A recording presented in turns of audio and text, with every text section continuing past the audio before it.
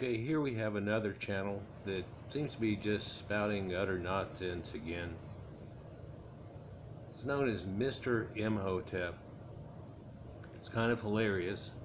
The Afrocentric movement, where people in America, usually African Americans from West Africa, through the slave trade, have ended up concocting this idea that they weren't who they were, that they were actually the ancient Egyptians. You'll see all kinds of variations from they must be related to them because of skin color, because they're all about skin color. Or really what it boils down to is they want to claim that they were the ancient Egyptians. We'll get into this. First, I thought I'd do it reading paragraph by paragraph. It almost should be done sentence by sentence because there are multiple lies in certain sentences and compound lies through the entire paragraph. There's only about 4 of them, but we'll go through this fairly quickly. He says that there's a war going on. I guess we're not aware of this, but it's against black phenotypes. Now, black phenotypes is something that's radically changing due to admixed now. But back in time, just recently, there's a totally different phenotype that's non-existent today. And at about 4400 BC, there's Acellar Man, and that seems to be the first one that is the modern admixed form. For before that, they are all Homo erectus variant species forms. And the oldest Negroid form of that goes back to Iwo at some 9100 BC. And then it fades off, and the only things that are found there are hominids living in that same Congoid jungle that all of these people had originally come from. In that area, far west Africa, sub-Saharan. So he claims that it's a war on black phenotypes, a war on black people. Wow, nobody's aware of this. Well, what you're not aware of is there's a war on white people, there's a war on Caucasians, there's a war on real history because they don't like it. And they claim that real history is racist, and that's because they're recent primitives that lived there that were pre-Neolithic and really not a part of the rest of the world, and only recently attained that. But due to that jealousy, we end up having problems like this, where they claim a war. Racism is fundamentally based on this. So hold on a second. Let's go back and read these 3 sentences together so you can understand what racism in his mind is based upon. There's a war going on against black phenotypes, a war on black people. Racism is fundamentally based on this. Wow, so it's all about black people. Like there wasn't a problem, and there's never been a problem with Orientals or any other race. Whenever any other race ran into it, it's all about them. You know, sometimes people have problems when they met each other and tried to correspond with each other because they were just so radically different levels or so different in their cultures. That's one of the things that's beautiful about the world, that I think, that we have things still to this day that held themselves somewhat like India and the Orient being so radically different than other places. Then you have America, and people are starting to try to make up their own idea on what America was meant to be. But it's not meant to be what it's being turned into. There's a chance it's given there, but let's go on with this. That's what racism is based upon, though. It's got to be black people. This is why blackness must be stripped off all major accomplishments and replaced by anything that came later and resembles white people. Wow, you're going to see here that what they actually do is they're trying to strip off anything that really radically shows they were Caucasians. We're talking about the Egyptians, of course. and trying to give this vagueness to it. The problem is during this whole time there's been archaeology, science, and everything, DNA, genetics, and things are coming out, and it's definitely saying no. In fact, one of the famous papers here talks about how sub-Saharan Africa shows up much later, and that's the difference between the society that lives there now and the ones that lived before. And the radical difference are the most difference that's shown in genetics. So it says that, well, they're really still somewhat the same that they were, but there's this admix that's there that came in way late. It says post-Roman times, but they don't want to go with that, do they?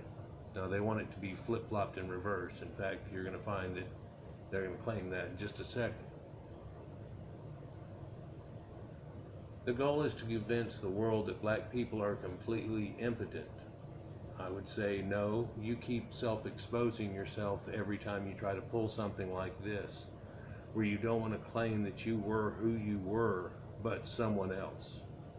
Irregardless of if they have a skin color that's tanner than the common white person, who, by the way, can get real tan. I'm getting a real good Egyptian tan going on this summer here, and I haven't even been out in the light much. It's really kicking. I live in Texas though, and that's really about like Egypt itself. In fact, it usually shows up hotter here than it does there. They have cool nights too, and we get nights that are still at 90 degrees. So it's somewhat different too. But it was tropical at times, but let's not get into that. The goal is to convince the world that black people are completely impotent, he says. And the strange thing there is that, like I said, that what they're doing is self-exposing, because they never really want to talk about West Sub-Saharan Africa, because there's really not much to talk about. And if you really look at the archaeology that they found from there, it shows you what I said before. It shows a pre-Neolithic people. That means before Stone Age level. Well, let's go on. That they have never accomplished anything on this planet. Well, they accomplished a lot if you don't have something else to compare it to. If you do, then they're outclassed by even the Amerindians or just about anybody else on the planet. There are still primitives, you know. Some people, you know, like National Geographic quit showing it because they said it was embarrassing and exposing, but they quit showing primitives all the time. But they used to literally, in the magazine and on the shows and stuff, would show you a untouched tribe before. They would show you something that was here or there, you know, maybe in New Guinea that has only had limited contact with a few times or whatever, and all these things. They're very, very primitive people. Still exist today. Australian Aborigines, real, still primitive people. They've had a lot of exposure and everything, but no. So it still goes on, but in comparison, you know, they always want to front up and try to pimp themselves and stuff, and so they're sitting here with the world-leading spacemen helping to prop them up all the time, and it just makes them jealous and envious to the point that they start claiming things like this. And then, of course, they've got to be the victim. This whole thing is the victim. They have never accomplished anything on this planet, he says himself. You are sleeping if you're not aware of this.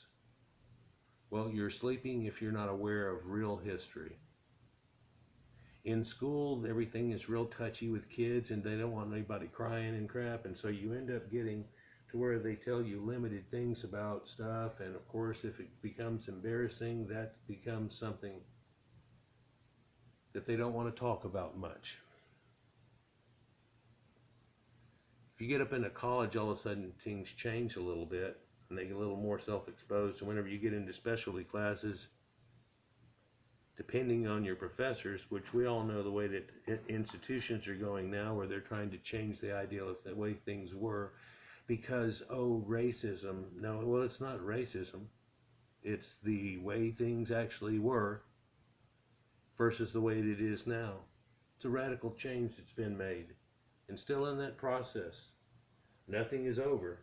Although a lot of people think that somehow it's all over and everything's all hunky-dory.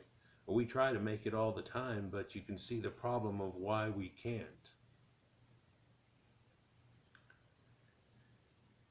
But he tells you that you're sleeping if you're not aware of this. This reminds me of the word woke, where you're admitting that up until now you've been totally asleep, but now all of a sudden you're woke up somehow. And that reminds me of my children when we used to try to wake them up from school, and they would say that they're awake, and if you walked out of the room, their head would hit the pillow before you could get your shadow out the door.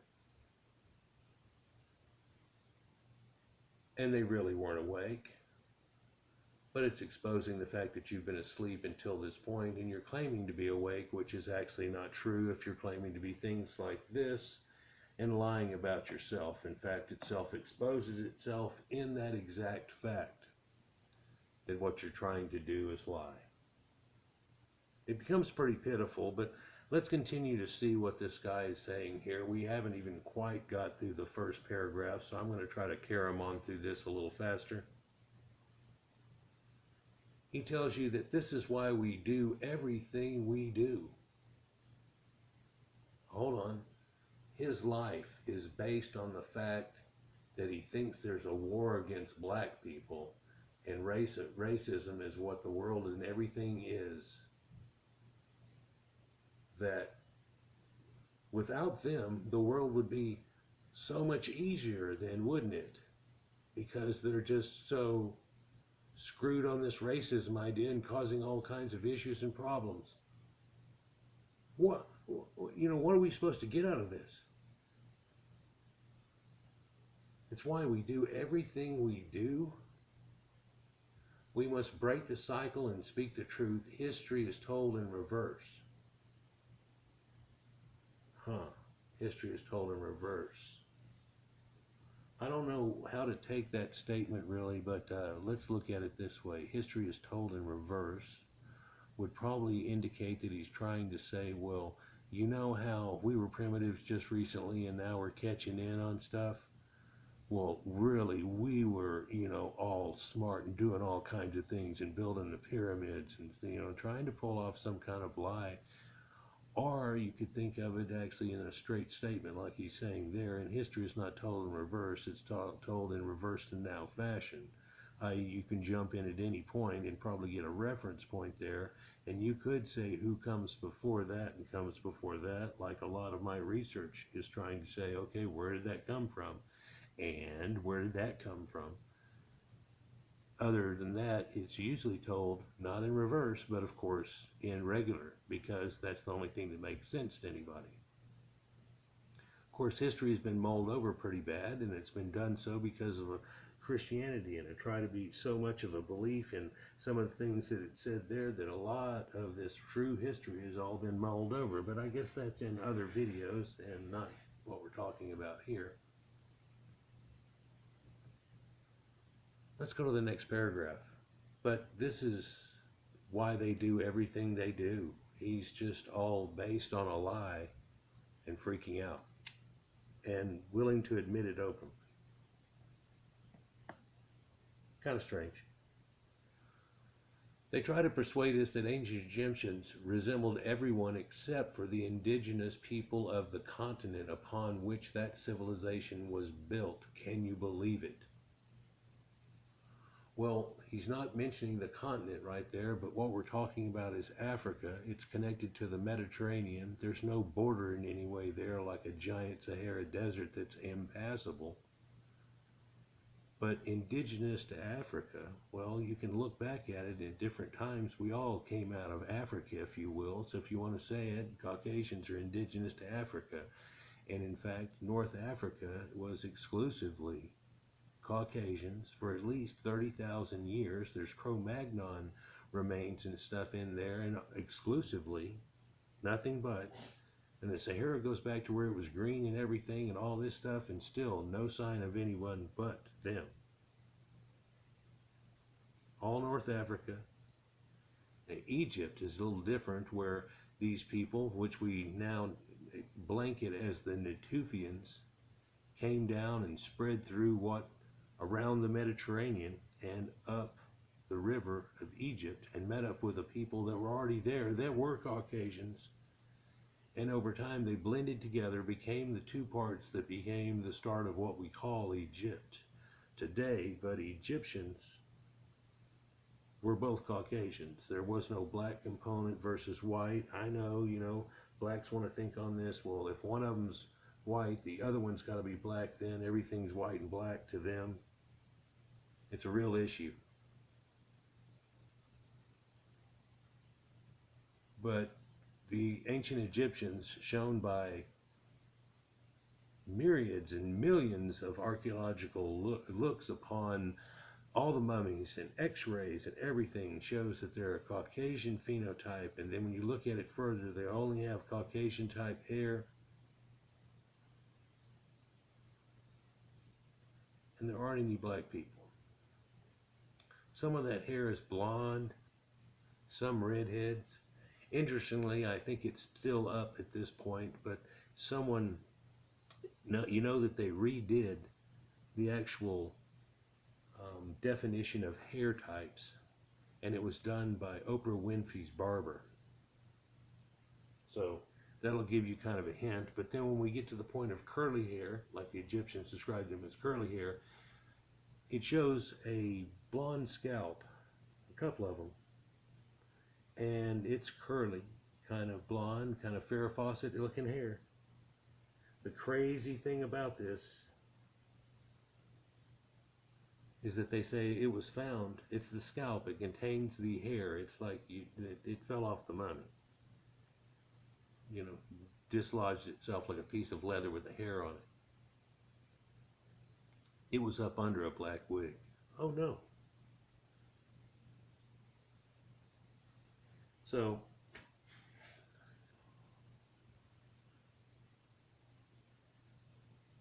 can you believe it? Well, if you looked at my intro here, it actually shows blue-eyed statues. I think it's 10 or 12 in there, but I believe, if I'm not mistaken, there's like 28 of blue-eyed statues.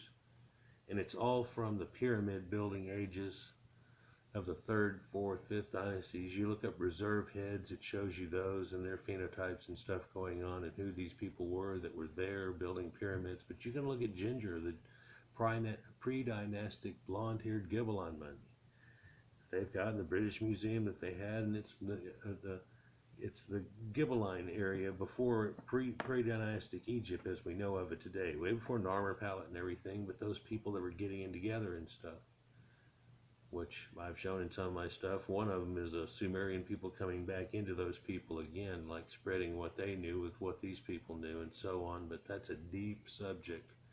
Let's continue.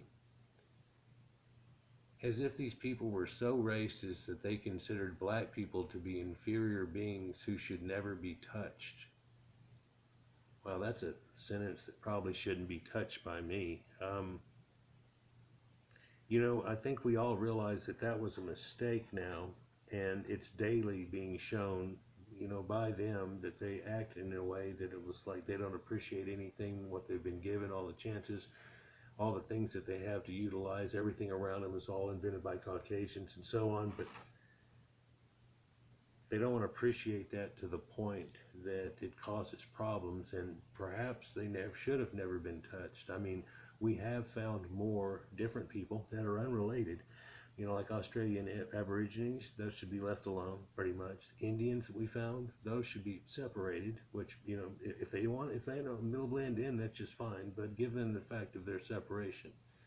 You can't really do that with black people. They were supposed to have been gone back, like Lincoln said, and so on too. If you look into it deep enough, he said that they would have to go back. It's going to cause big, big problems here. He was trying to unify America, not make it a constant problem.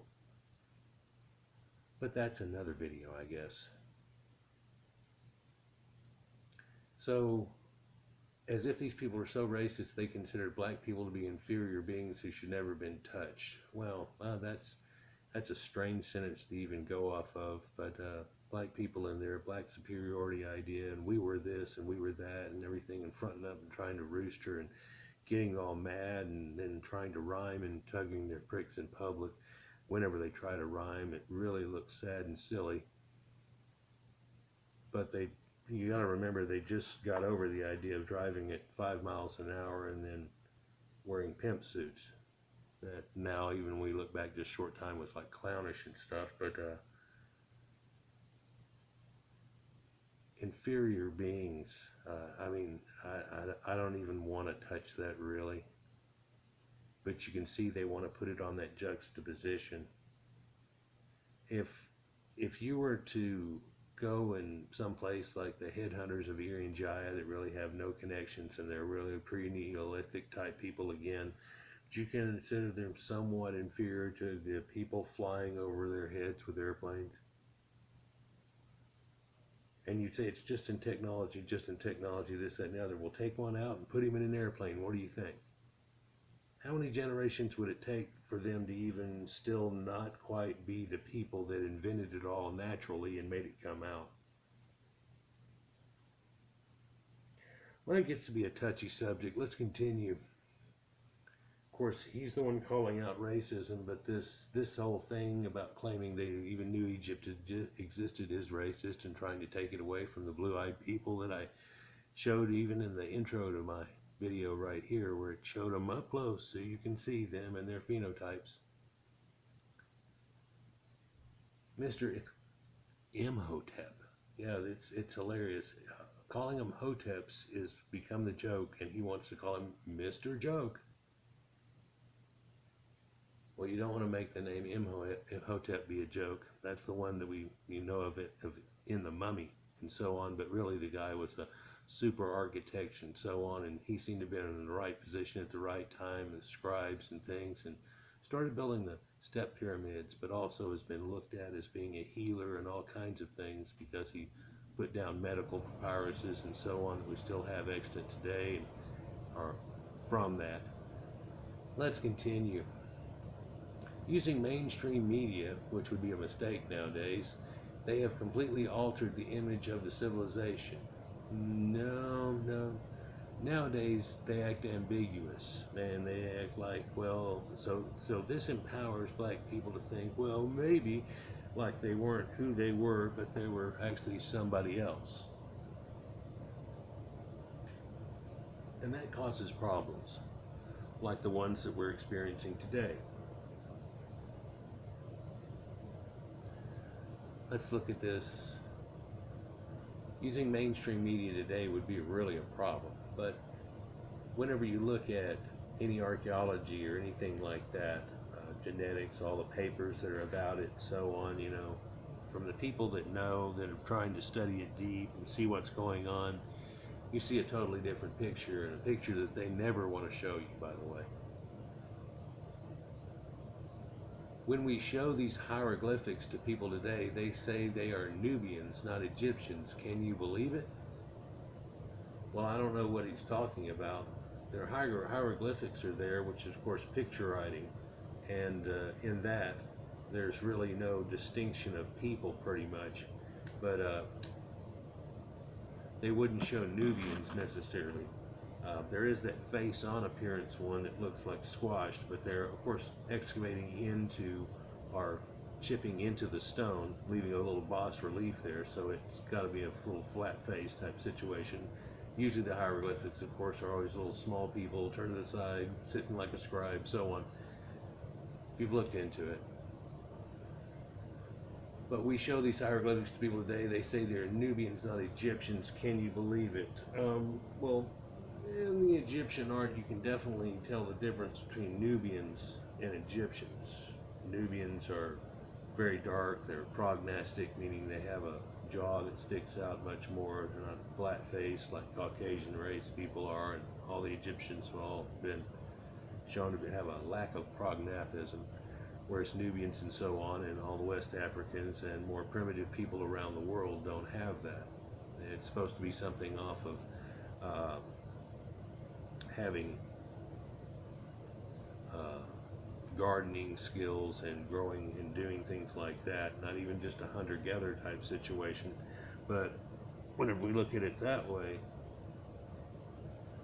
And Cro-Magnon, way back at 40,000 years ago, is extremely lacking prognathism, and there's some out of Neanderthals that are too. There's something different to that. It shows you a level of humanity that's rapidly changing over here and not really changing over there, which is okay. It's kind of like they had their little Garden of Eden in the jungle of the West, Central and West Africa over there, but in that same effect, that's where they were and nowhere else. So when they keep claiming we, when they're talking about somebody else that may be dark-skinned and not even related to them, like the people who live in Ethiopia nowadays, or Sudanese, or any of the other people that they aren't related to, like even the primitives of the Khoisan and so on, or the pygmies that still are being oppressed by them. Let's just go on. So you're not Nubians unless you're a Nubian listening to me. And Nubia really wasn't a name that correctly attached to a people. It was an area that they called gold, where they used to go and collect some of their gold in, and then these black people came in much later. Nubian Colony A was wiped out 400 years before we ever heard about any dark-skinned people showing up again. So they showed up much late. But the people we're talking about, really, the West Sub-Saharans that didn't know Egypt existed, and keep claiming they were the Egyptians somehow, or in the Bible, or the Moors, or something, anything else but what they were, didn't know Egypt existed. And they aren't related to Nubians in any way. They want to, oh, well, their skin's black, so that's got to be something. No, well, everybody else on the planet has light skin, and we're all not necessarily connected either, but there's a huge connection between Homo sapiens and its holotype and Cro-Magnon and its eventual Homo sapiens form. It's been blended into a lot of people, including the West Sub-Saharans that we're talking about, where it seemed like that event happened at 4400 BC, but again, let's try to go on through this. We show them images written by the Egyptians themselves, and they claim they are black foreigners, not the Egyptians. So, see, I guess we're talking about the images where they show the black people being run over by chariots, you know, run by horses and King Tut and all those things, where that, and the black people in America feel bad about that, like it was them or something, but it's not. It's Nubians, and they didn't even know they existed and weren't related to it.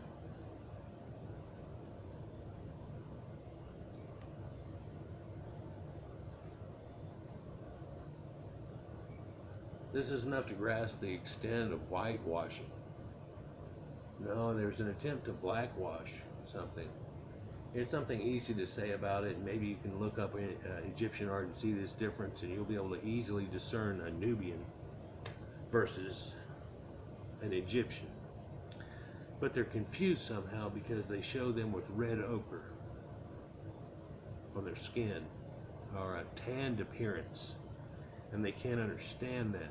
Where when I was a kid, we all used to try to get tans, and girls used to even go to tanning salons, try to keep their tan through the winter, and even get stronger ones. And of course, they put all those lights on them. It only took an hour or whatever, and the zots, you'd get a tan going on. But red ochre males and pale females. See, we used to keep a pale female, and we're kind of back to that now a little bit, where if we talk about skin cancer and all these weird things that, if you look at the amount that happens, it's something of concern, but not really that bad. And hell, how did we get here? You know, it's not like we're finding all these corpses, they had skin cancer. You know, of course not. People wonder, you know, how do white people exist in Egypt today? And it's like, well, yeah, how do the archaeologists live there year round and do things day in and day out? And how did they do it? Well, it's easy. You can find people living in Texas and Florida. They're living in about the same, if not hotter, environment. Of course, that's in a modern time, but hey, we were here before air conditioning. Let's continue. People can't believe that we're telling them the truth for even a second. This is enough to grasp the extent of the whitewashing. People can't even believe what we're telling the truth for even a second. Yeah, it gets hard to believe black people. They've been shown to be a people that are eager to lie.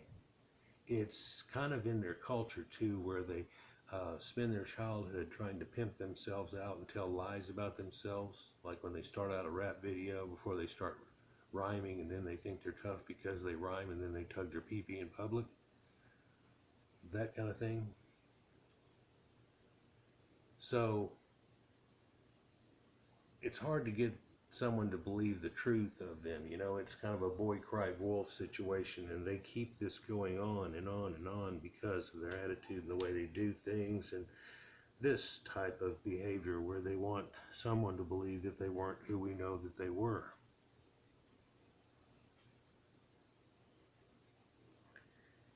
It's impossible to believe that the indigenous people of that country were black people. No, no, it's not. It's just impossible for black people to try to believe that they were recent primitives somehow, because nowadays they're sitting here in front of spacemen and they're like, we no, it's the reason we're going to space isn't because of you. Let's be honest. It's only in a modern time, real close to modern time, within my lifetime, that really it's gotten kicked in the way that it is nowadays. It was a different form when my granddad was going on, and then if his granddad was going on, there was slavery going on. But that person's granddad would have been some of the first people on the continent here, and before that it wasn't. And none of those were attached to the people that actually brought those slaves here, who captured and sold themselves off of their own people. But let's not go there now. Just go to look at Soul and some of his articles that he's shown here recently about the truth of that fact. Black people don't want to go with that either, and they want to believe something that's really been shown to be false, and they're so hooked on it, like this idea that we was the Egyptians, or in the Bible, or the Moors, or anything else, that it's causing their own problem by their own hands. It's way out of hand a long time ago, but they can't quit, because then they'd have to admit so many things that they don't want to admit. So it's impossible to believe that the indigenous people of that country were black people. Well, if you believe it, way back when, we all come out of Africa, which the out of Africa theory has actually been shattered a long time ago, but if you believe the concept that they go with here now, we all came out of Africa, and the people that came out of Africa were already Caucasian, Caucasoid form, totally different than them. In fact, the reason they say that Africa has so much phenotype difference and things on that that's so varied and diversified is that we have people there that are Arabic type people, we have people that are Islamic type people, we have Sudanese, we have people that are related to the Khoisan somewhat, we have people that are the Pygmies, which really put a radical thing on that whole chain of events. It's like, well, where else is there a pygmy? Right. Okay. So that's when they say their diversity. So it really wasn't all black people, and sure as hell wasn't all West Sub-Saharan primitives. In fact, the out of Africa theory does not involve them either, and that's a problem too, isn't it? Because they're not involved, and nowadays they have to all be involved with everything, even if they didn't know about it existing or have any clue at the time. It's as simple as that. This is why Africa must be rebranded, he says. Man, I wouldn't use rebranding, because we think about brands of potato chips and things nowadays, but a brand is hooked to cattle and so on, and it's like slavery too, if you really want to put a twist onto it. But Africa doesn't need to be rebranded, and it sure as hell doesn't need to be rebranded in a lie. That would be sad. It really would. So rebranded is not a good concept to really go with there. But you can also see in that idea that they want to change the truth. Africa needs to be we need to steal these cattle and put a mark on it. People can't believe we're telling the truth for even a second. It's impossible to believe that indigenous people of the country were black. You know, some were. But Africa was named after and by Caucasian people that were endemic to the place, and it have been so for over 30,000 years. Well over. And it's not like when they came in, they were fighting black people, because as we discussed before, their phenotype didn't exist at the time. But that's what this article started with, right there at the very top, of a black phenotypes at war. You know, well, you seem to be at war with somebody, and war with reality. Let's continue. It's got to be rebranded, huh? We must reveal the truth about the civilization to the people. Who are we revealing it to? To the people, the people. Who are the people? Is this the black people? Is it trying to lie to white people? Is it trying to pander to black people to go, oh, we're not sure. Gonna have to get this over with. Gonna have to actually show you the truth. It's been coming out every year, every genetics paper and stuff. King Tut and Akhenaten and his family line there. R1B genetics, who's that? That's West European males. That's Caucasians right there. They're blue-eyed too. Oh my gosh. There it is again. Let's continue. See if I can get through with this in a 45-minute run. I don't want to go double on it. But who are the people that need to learn this? Nobody needs to sit and learn a mass lie. You know, that's what I fight on my channel a lot with a lot of the archaeology that I do show. I'm not usually about this all day long, but because this has gotten old a long time ago. But hey, every once in a while you have to make an appearance. Clearly show them that the ancient Egypt cannot exist without black people. No, that's definitely not true. In fact, Egypt didn't allow Nubians to come in during a large swath of time there, all the way from the Wayback Machine all the way through. There are edicts on it that said they're not allowed past He, which is way up in the cataracts there, and they won't be able to forever. The Semna Stele of Sensuret III decrees such on his 8th regnal year, and then 16th regnal year he went and had problem with them again, and he said that his sons would follow on and after, and he used the word forever, which, if I'm not mistaken, means actually forever.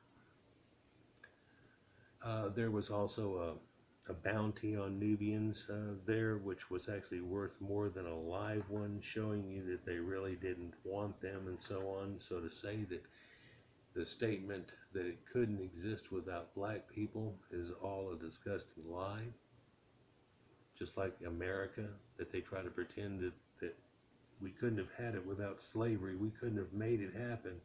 We were the thing that got the car pushed and going. It's like, no, in fact, cars were our white people stuff too, and everything going on. Picking cotton and things like that weren't really the thing that made it. And before then, the Irish were the first slaves in America and stuff. But let's not go there, although that's all they have to go with.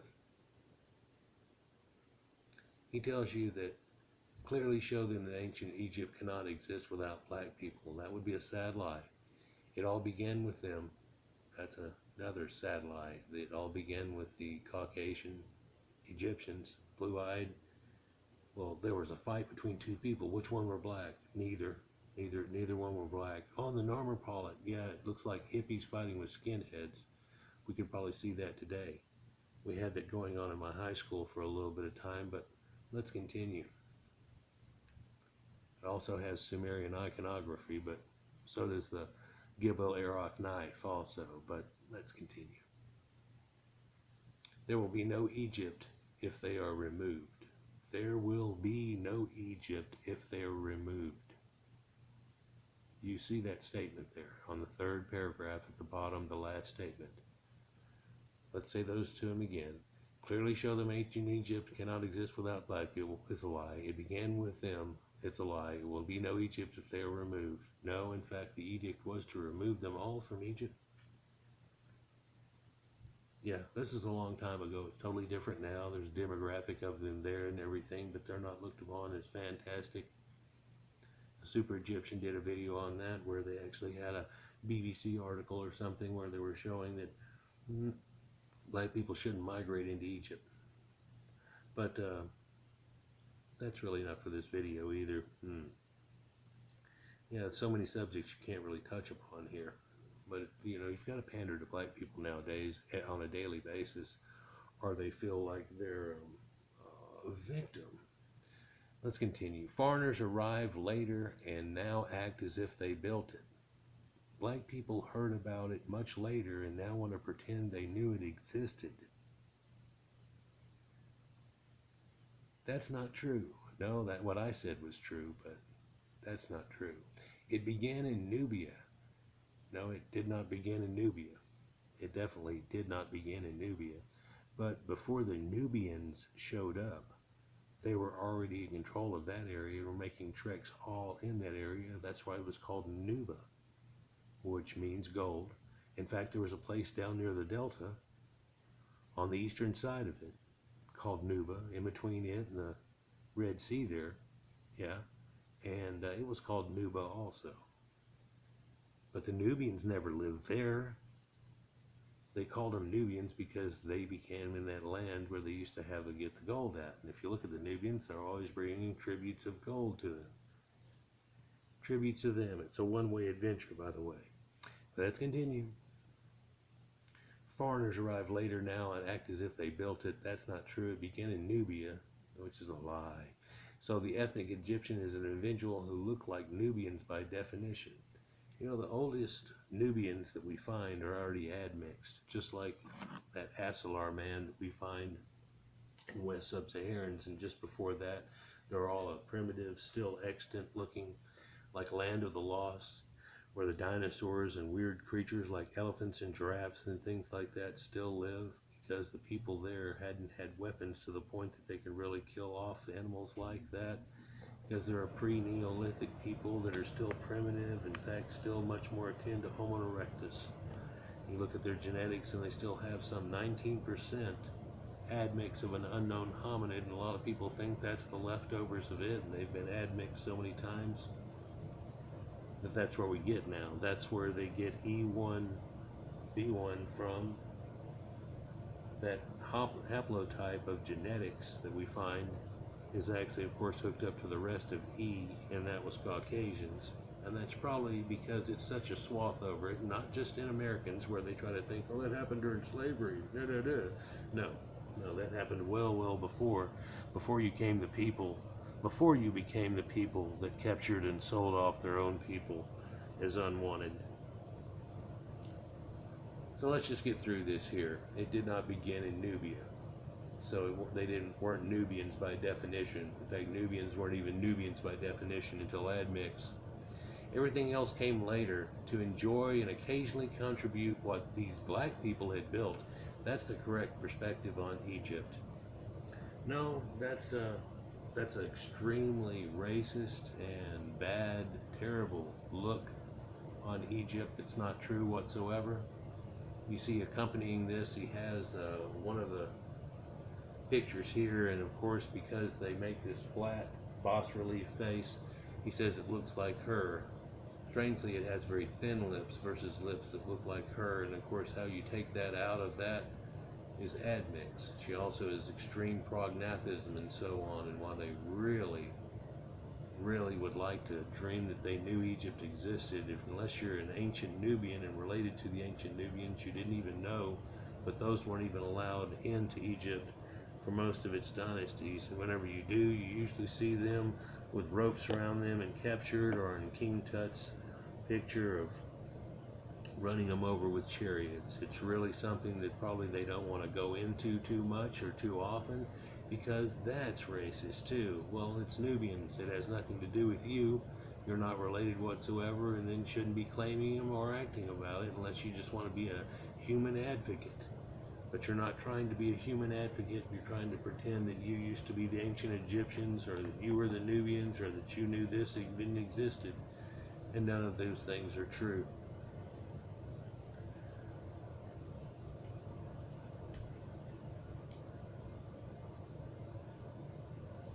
one can simply look at pictures.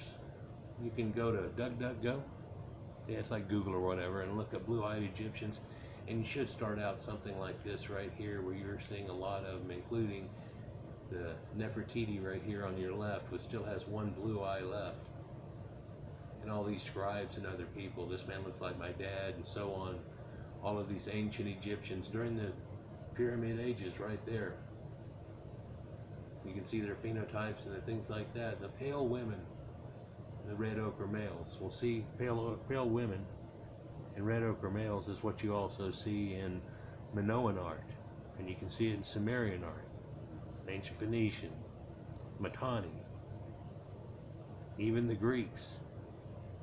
And we're not confused about any of these people, are we? Not even the ancient Egyptians. A lot of these are scribes. Pretty easy to see here. And these are, again, the earliest dynasties there are.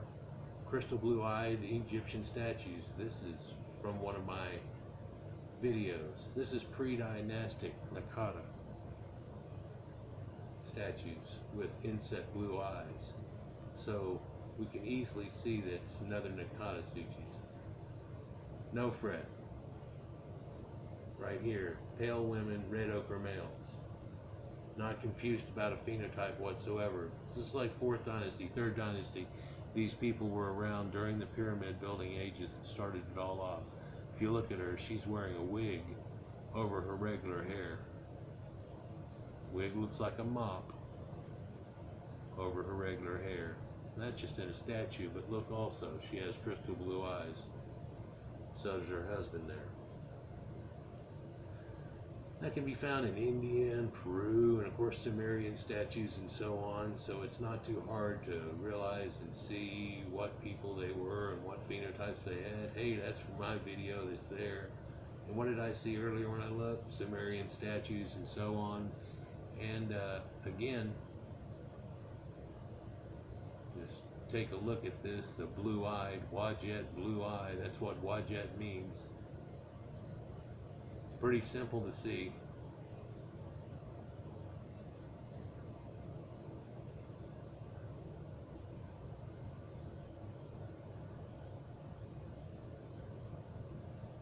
Those amazing Caucasian Egyptians. And West African recent primitives were a pre-Neolithic people, and they didn't even know Egypt existed, or the rest of the world really. Let's be honest. Peace.